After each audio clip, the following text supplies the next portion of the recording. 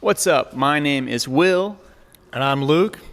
and we're going to go through a few questions that you guys put out there to us on Instagram. We said, hey, we want to make more videos. What do you guys want to learn about? And you guys threw us these awesome questions. So we're going to go through some answers for you guys. Let's do it. User Giovanni Alvarez asked, make a video about the best way to set up your air ride for ride quality, which I think is an awesome subject, Giovanni, so thanks for asking that. A lot of people historically have come to us to have their ride be as stiff as possible so they can have an extremely high wheel rate and they can actually ride as low as possible, and that's going to require basically higher PSI in their air springs. So if you wanted to ride as comfortably as possible, I can make a video about how to set the vehicle up to do that. There'll be some limitations with the overall threaded bodies of your dampers and how much adjustment you can get out of those, but it really primarily does not come down to that damping knob. That is a secondary adjustment point. The vast majority of that ride quality is gonna come down to what pressures you're able to achieve in your bags. So I will make a whole video on that subject, Giovanni, so look out for that on our YouTube in the future. Okay, so we've got V4EGW here asking how to get as low as possible. That is an awesome question, which we should one day make a full-length video on, but I'll give you the rundown on what we've been doing over the years here at Bag Riders. So one cool thing we do is what I call the cardboard trick. We will fold up some corrugated cardboard, so not that condensed thick cardboard, but the corrugated kind with the zigzags, and we'll put that typically on top of the front tire, especially if we have an inkling of where something might be hitting, and you'll air down on that and see where some part of your fender liner or maybe your pinch weld up there makes an imprint, and that will give you a good idea if there's a piece you need to cut out of your vehicle, something along those lines. If you want to go further than that, one thing we often do is take the front fender off of the vehicle. That's a great way to get a better look in there.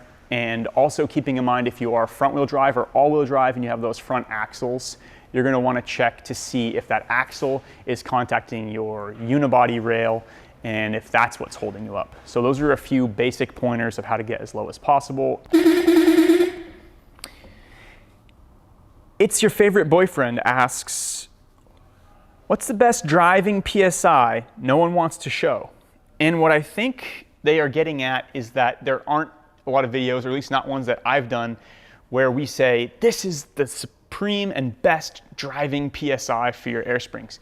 And there's really a reason for that, which is every car is going to get prescribed a different front and a different rear pressure from one another. So for me to give you the pressures from a super low LS400 or LS430 kit and have you apply those on your Mark V Supra, that will not be helpful to you at all. You need to know the pressures that the designer of that kit suggests. So in the case of a super low kit, you're going to have a pamphlet in the box.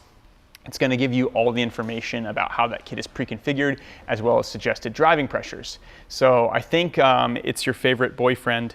That is the reason why there isn't kind of an all-encompassing video on that subject, and it's probably not one that we can really do beyond what I'm telling you right now.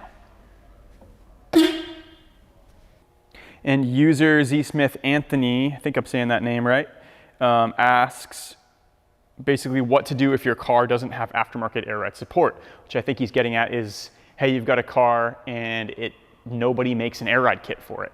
And that sucks and you're kind of screwed in a way, but not entirely. If there's a brand that makes coilovers for that car, then chances are you could convert that coilover setup to an air ride setup, which isn't my ideal way to bag a car, but that would be a definite option.